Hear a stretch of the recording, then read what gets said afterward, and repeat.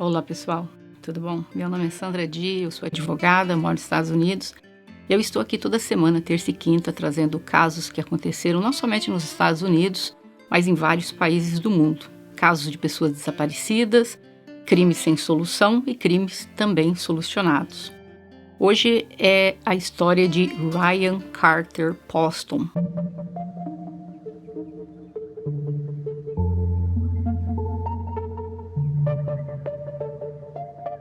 Um jovem de 29 anos na época dos fatos. Ele nasceu em 30 de dezembro de 1982, filho de Lisa e Jay Fort Mitchell. Ele pertencia a uma família financeiramente próspera. A família dele era muito conhecida na comunidade, ele tinha 3 irmãs. Todos eles estudaram fora dos Estados Unidos em uma certa época da vida deles. O Ryan, ele estudou nas Filipinas por um tempo, mas graduou-se na Escola Internacional de Geneva, uma escola muito conhecida, onde grandes pessoas passaram por lá, pessoas em nome da história, que estudaram neste local. Ele era um rapaz super estudioso. Ele graduou-se na Universidade de Indiana, no estado de Indiana, nos Estados Unidos. Ele formou-se primeiramente em Geografia, História e Ciências Políticas. Após graduar-se na Universidade de Indiana, ele estudou Direito e ele passou no Bar Association, que é o equivalente à Ordem dos Advogados no Brasil, e ele tornou-se um advogado. Ele era um rapaz totalmente dedicado aos estudos. Ele abriu um escritório de advocacia junto com um amigo em Cincinnati, em Ohio. O avô e o tio, eles eram também advogados. O Ryan, ele era apaixonado por filosofia e política. Ele é descrito pelos amigos que ele era um rapaz sociável, carinhoso e divertido. Era um rapaz lindíssimo, vocês podem ver, e muito inteligente. Os amigos dizem que ele tinha uma personalidade única. Ele adorava debater sobre qualquer assunto quando saía com os amigos. Se iam a algum bar, eles ficavam horas conversando e debatendo sobre coisas que aconteceram ou estavam acontecendo na política dos Estados Unidos. Enfim, coisas que acontecem no mundo todo. Ele era um rapaz extremamente culto, inteligente e cativava as pessoas com isso. Ele gostava de armas de fogo, acreditava que era necessário ter para a proteção própria.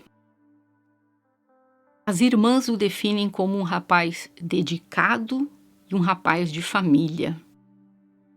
A família do Ryan, eles eram muito unidos, as irmãs, os pais, enfim, era uma família muito unida. Embora os pais do Ryan haviam divorciado quando ele ainda era pequeno. Mas ele era extremamente próximo do pai. Quando os pais se separaram, foi um período um pouco difícil na vida dele, mas ele entendeu que era aquilo que realmente era o futuro deles e só tinha 2 coisas a fazer: abraçar o que estava acontecendo e ter um relacionamento próximo com o pai, ou afastar-se. Mas como ele foi criado com valores de família, ele resolveu continuar o contato com o pai. E o pai, obviamente, fazia de tudo para estar com o filho sempre que podia. Ele teve um padrasto anos depois, que chama-se Peter Carter. O Ryan o viu como um segundo pai. Em 2009, o Ryan começou a namorar uma moça, Lauren Worley. Não demorou muito e eles foram morar juntos, adotaram 2 cachorros. Porém, 1 ano e meio após morando juntos, eles terminaram o relacionamento.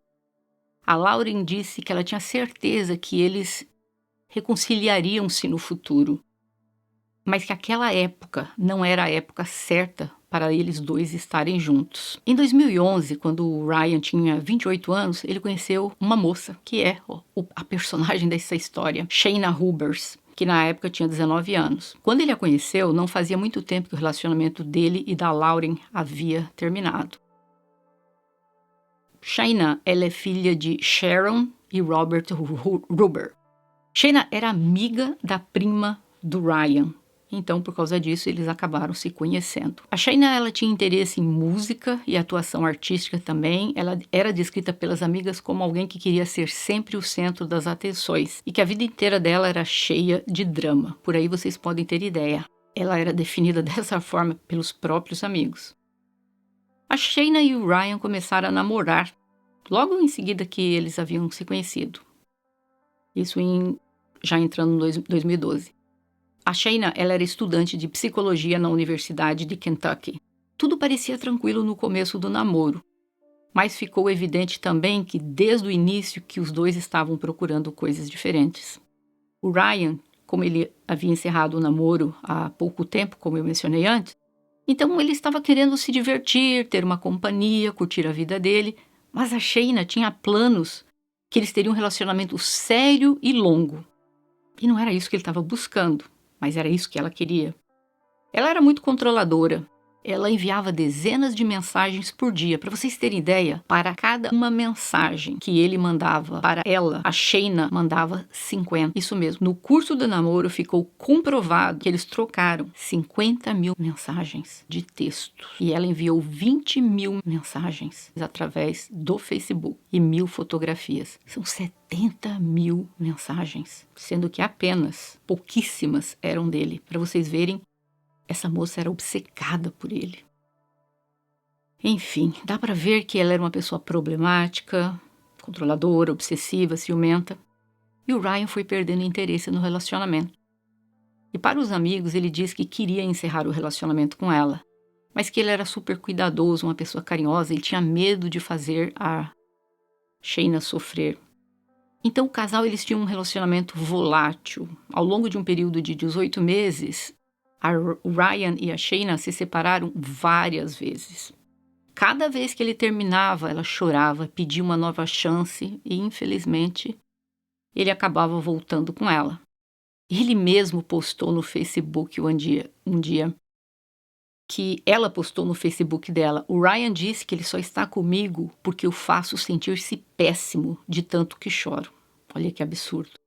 Ela sabia disso e mesmo assim ela implorava para estar com ele. Na noite que o Ryan perdeu a vida, ele iria ter um encontro romântico com a Miss Ohio USA 2012, Audrey Bolt. Ele não queria mais continuar o relacionamento com a Shayna. Ele tinha decidido que ele iria encerrar o relacionamento naquela noite e ele já tinha um encontro marcado para encontrar-se com a Miss. A Shayna, na noite anterior do crime, telefonou para ele e queria que ele fosse vê-la. Ele tinha esse propósito de vê-la, mas é porque ele queria terminar o relacionamento com ela. Só que ela apareceu na casa dele na noite anterior que ele iria terminar com ela. Ela não queria ir embora, ele estava tentando se desvencilhar dela, ele viu que estava muito complicado, ele não sabia como sair daquela situação. Ela acabou ficando lá à noite, na casa dele, naquele dia. Aí, eis que a Shayna ligou para a Sharon, quando ela estava lá na casa do Ryan, e pediu que a Sharon fosse até lá, porque ela não estava se sentindo bem. A Sharon, preocupada com a filha, dirigiu 40 quilômetros, chegou na casa do Ryan às 3 da manhã e ficou sentada com a filha lá na sala. Quando o Ryan acordou, ele viu que a Sharon estava lá e ele ficou sem entender nada. O que essa mulher está fazendo aqui? Logo em seguida, elas foram embora e a Shayna enviou uma mensagem para o Ryan dizendo que a Sharon a levou para o hospital porque ela estava com o coração disparado, o braço dormente e que ela não estava se sentindo bem, mas que ela havia sido medicada no hospital. Gente, tudo isso foi comprovado que era uma mentira, porque na verdade ela tinha passado o dia passeando com a Sharon. Mas para ter alguma atenção do Ryan, ela inventou tudo isso. Ela sabia, pela forma como ele estava tratando, que alguma coisa ia acontecer. Talvez ela pressentia que ele iria terminar o namoro, então ele inventou toda essa história. Eu estou com taquicardia, meu coração disparado, meu braço dormente. Sabe, para meio que fazer ele parar com qualquer coisa que ele estivesse pensando em fazer. Ela era uma pessoa muito manipuladora. A Shayna tirou a vida do Ryan na fatídica noite de 11 de outubro de 2012, disparando 6 tiros contra ele, com a própria arma dele. A Shayna ligou para a polícia para relatar o ocorrido no apartamento dele. E obviamente ela estava lá porque ela tinha voltado no dia seguinte para o apartamento dele. Ela disse que o que aconteceu é que ela atirou nele 6 vezes, mas foi em legítima defesa. Naquela noite, durante o interrogatório, ela também alegou que o relacionamento com o Ryan não era bom.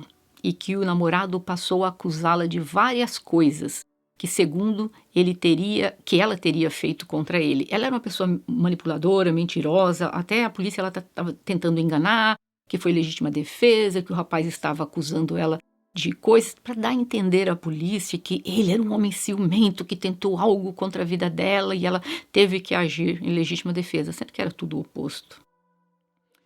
No interrogatório, ela fez perguntas estranhas aos investigadores policiais, tais como, eu vou traduzir exatamente a frase dela para o policial: se eu for para a prisão, eu posso manter o telefone comigo?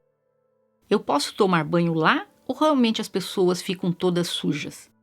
Ela havia acabado de tirar a vida do Ryan. Ela estava preocupada se ela podia usar o celular e se ela poderia tomar banho. E aí ela continuou, a entrevista foi bizarra. Ela disse ao investigador: não sei se alguém um dia irá casar comigo após saber que eu tirei a vida do meu namorado em defesa própria. E depois ela ainda deu uma risada ao dizer isso.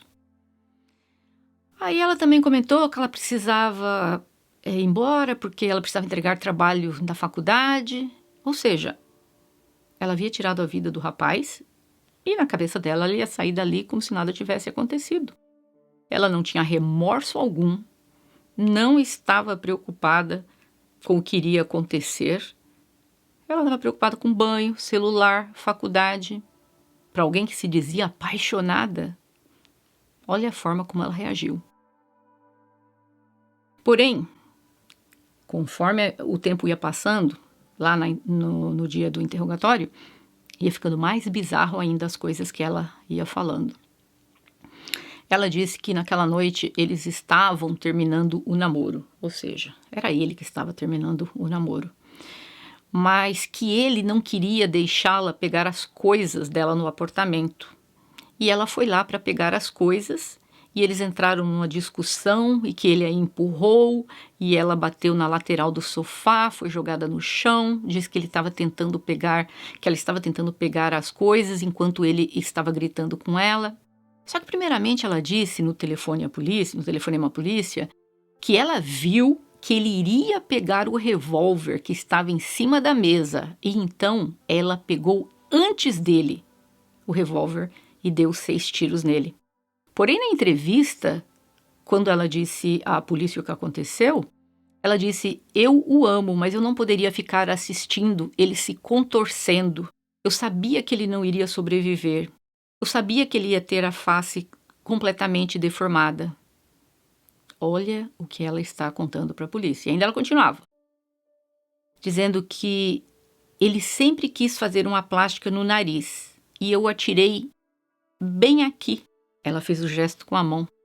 E eu dei a ele a plástica no nariz que ele tanto queria. Olha o absurdo. Ela sabia que ele não iria sobreviver, porque ele estava se contorcendo. No momento que ela cometeu tal loucura, ela poderia ter pensado: meu Deus, fiz algo errado, mas espera aí, deixa eu ligar para a polícia. Não. Ele estava se contorcendo, eu tinha certeza que ele não ia sobreviver. E para tirar ele daquela agonia, eu dei o resto dos tiros nele para tirá-lo do sofrimento. E, gente, dizer uma coisa dessa, que ele sempre quis ter uma plástica no nariz, ela usou essa frase: e eu atirei bem aqui. E eu dei a plástica no nariz que ele tanto queria. A Shaina disse que a obsessão dele por armas o fez perder a vida. Isso mesmo. Ou seja, ela não assumiu nenhuma responsabilidade pelo ato cometido.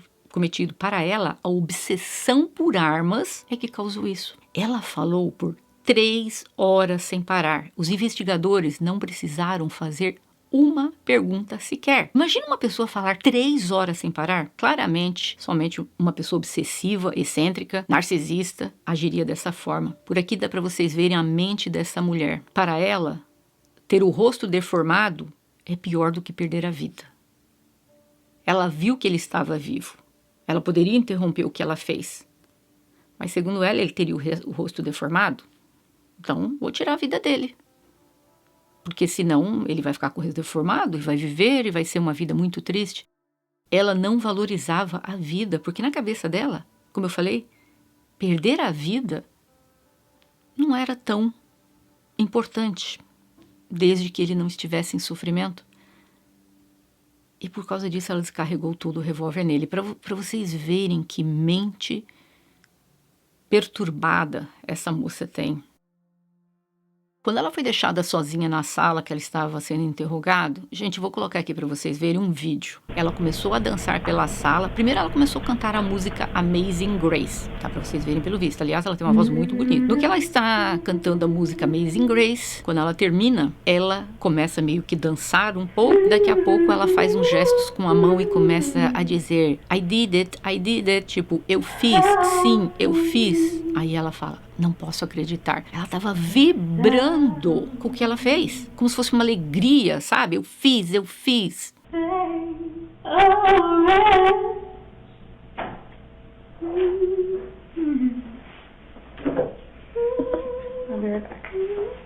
Thank you.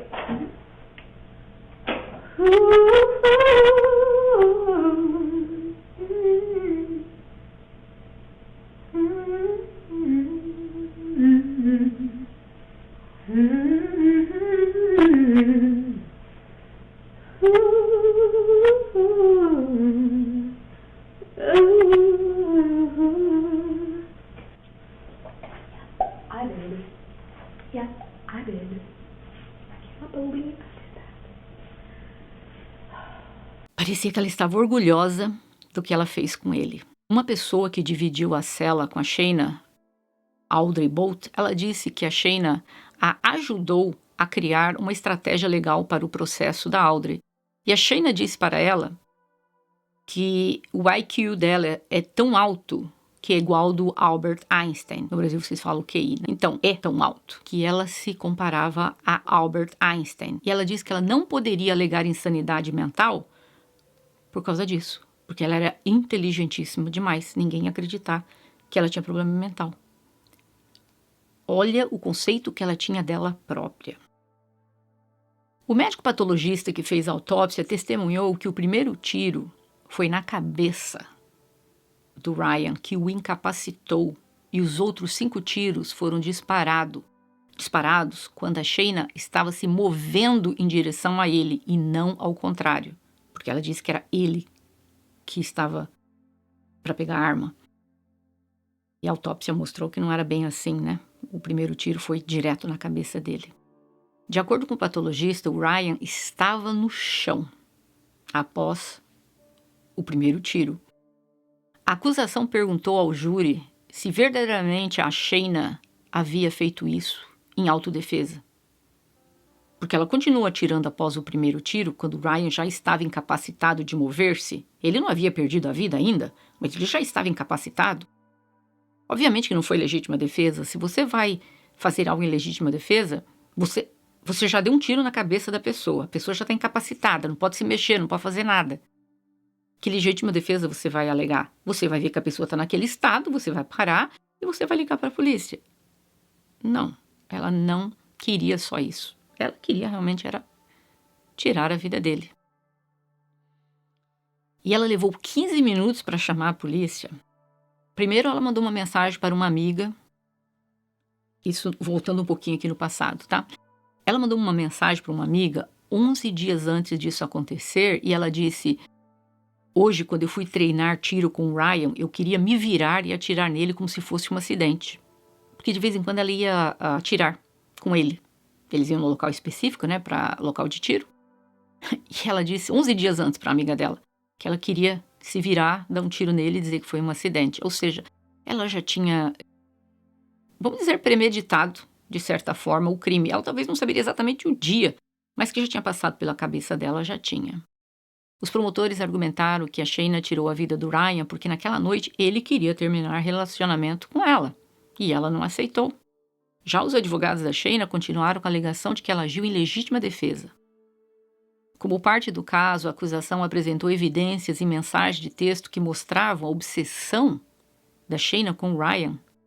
Várias testemunhas, incluindo membros da família do Ryan e uma pessoa que ficou na mesma cela com ela, testemunharam a favor da acusação.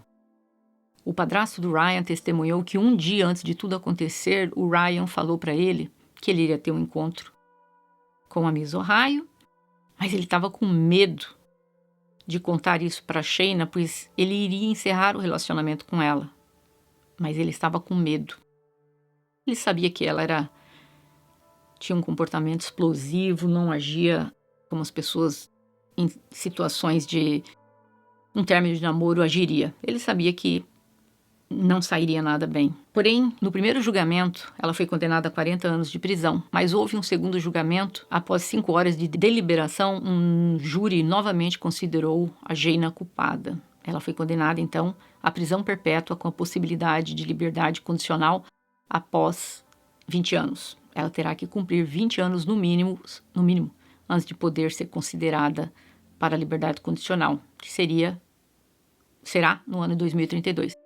Ela teve 2 julgamentos, porque no primeiro julgamento, após ter encerrado, ficou comprovado que uma das pessoas que participou do júri, essa pessoa tinha uma passagem criminal, e quem faz parte do júri não pode ter nenhuma passagem criminal. E como ficou descoberto que um dos jurados tinha, então o primeiro julgamento foi invalidado e teve o segundo, que ela acabou pegando a prisão perpétua. Mas ela vai poder aplicar para liberdade condicional, que aqui nós chamamos de advance parole, em 2032. Desculpa, não advance parole, parole. Advance parole é outra coisa. Só que tem uma coisa, isso não quer dizer que ela vai sair no ano 2032. Não. No ano 2032, ela poderá começar a peticionar. Ela poderá peticionar 2032, 2035, 2040 e por aí vai. E nunca sair de lá. E naquele dia do segundo julgamento dela, a família dele disse, o padrasto dele, que ele considerava como um pai, ele disse aos pais dela: você poderá um dia sentar-se à sua mesa para a refeição no dia de ação de graças e tê-la com vocês, mas nós nunca teremos o Ryan conosco. Enquanto isso, espero no meio da noite, todas as noites, angustiado, para esquecer o som da voz do meu filho, o calor do abraço dele. A Shayna conheceu na prisão uma pessoa no verão de 2016, que antes era chamado de Richard, mas tornou-se Unique, o nome da pessoa. Ela casou-se na prisão com esta pessoa, Unique. Ela, quando peticionou a corte para casar com esta pessoa, ela disse que a Unique era inteligentíssima, sensível, brilhante, carismática. Casaram-se, mas logo em seguida elas se divorciaram. A Shayna é uma pessoa controladora e quando ela viu que não tinha controle sobre a situação, ela decidiu tirar a vida do Ryan. Creio que ela pensava que assim, ela ainda era a última pessoa a controlar aquela situação, a última pessoa a dizer o que falar com ele. Ela tinha que se sentir no controle. Isso na mente dela, eu creio. O que nós temos a aprender diante dessa situação, ou talvez alguém que tenha uma situação semelhante, está aí, com uma pessoa controladora, extremamente ciumenta. Gente, é o primeiro sinal de controle e ciúmes excessivo. Saia fora do relacionamento. Se você está vivendo uma situação semelhante de ter uma namorada, ou esposa, ou esposo, assim, extremamente controlador, é hora de sair disso tudo, pois isso poderá acabar muito mal, como aconteceu com o Ryan. Nunca se esqueça de uma coisa. Você pode controlar somente a si mesmo. Você não tem domínio da situação, o que a pessoa vai fazer com você. Mas você tem domínio o que fazer com o que as pessoas estão fazendo com você. Você está em um relacionamento excessivo, de relacionamento controlador, e o ciúme é algo que está imperando no relacionamento, saia fora dessa situação. Você não pode colocar a sua vida em risco. E se você que estiver me ouvindo, você é a pessoa ciumenta, você sabe, eu sou ciumenta, eu sou controladora, procure ajuda psicológica. Nunca é tarde para você se tornar-se uma pessoa melhor e poder desfrutar da vida sem paranoia. É muito triste o que aconteceu com o Ryan, mas nós podemos aprender com o caso dele, para que isso nunca aconteça com nenhum de vocês aqui.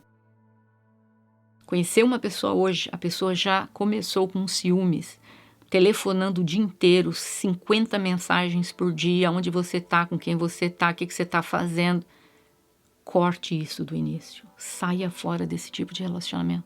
A vida é tão curta para que você fique numa situação desse tipo, uma situação onde você está pisando em ovos, você começa a ter medo da reação. Ai, eu vou falar isso para ela, como é que ela vai reagir? Ou o rapaz vai fazer alguma coisa com os amigos. Ai, tô com medo de contar para ela que eu vou sair com meus amigos, porque ela vai dar um show. E a mulher a mesma coisa. Tem homens também paranoicos, ciumentos, excessivos. Isso não é um relacionamento sadio. Isso não é um relacionamento sadio.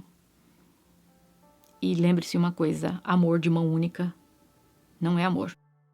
Alguém que demonstra essa paranoia, esse ciúme excessivo, esse controle, isso não tem nada a ver com amor, gente. Isso tem a ver com poder e controle. Então você precisa cair fora. E por favor, saia fora hoje, enquanto você ainda está com vida. Comentem aqui o que vocês acham desse caso. Comentem aqui se vocês já tiveram situações semelhantes de namoro, casamento com pessoas que eram ciumentas dessa forma. E o que vocês fizeram para sair dessa situação? Deixe o comentário de vocês aqui. Se vocês gostaram do caso de hoje, deixe o seu like, para o YouTube entender que você gostou do vídeo e recomendar para outras pessoas. Nos vemos toda terça e quinta. Bye!